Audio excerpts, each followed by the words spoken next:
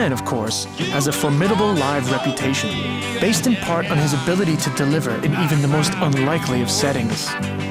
When I was doing the Rose of Tralee, the year my father died, Van was on the bill. And I'll never forget standing on the stage, because you introduced Van Morrison. It's live television, there's nowhere to hide. And it wasn't an interview, it was introducing him. And he came on, and it was quite frightening, because for a while he had his back to the audience for ages. And then he eventually turned around and faced them. But he sang The Healing Game. And my father had died like a couple of weeks prior to that.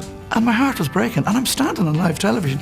And for me, it is one of the greatest memories that I will ever have of this industry, of being on television, and of the music that I love. You don't place him as Irish. He's not. He's from the world. You know, his roots of his music is kind of probably more kind of American, and he's translated so well, you know, and kind of made it belong to Ireland, you know, and done an amazing job. And incredible. Van is essentially a force of nature.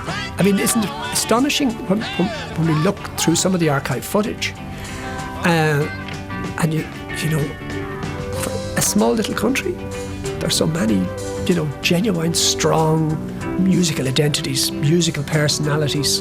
But Van had it all, and you know, and still has it all, and taps into it. And it's a difficult thing. It's like the Picasso thing or whatever it is. I mean, where does that stuff come from? But he's just, you know, he's a conductor, a lightning rod.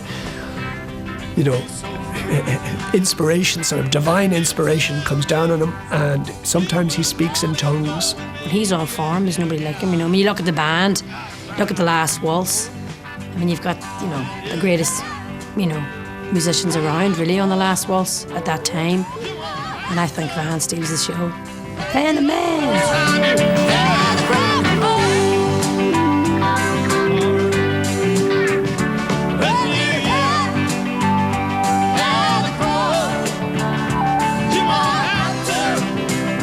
Morrison has always possessed the power to draw the listener into his own unique world. There are, however, some areas of that world where listeners fear to tread. The only thing I think is, now I have to say, I think he is an example of it. I do shudder when I hear Irish artists singing about making love on the radio.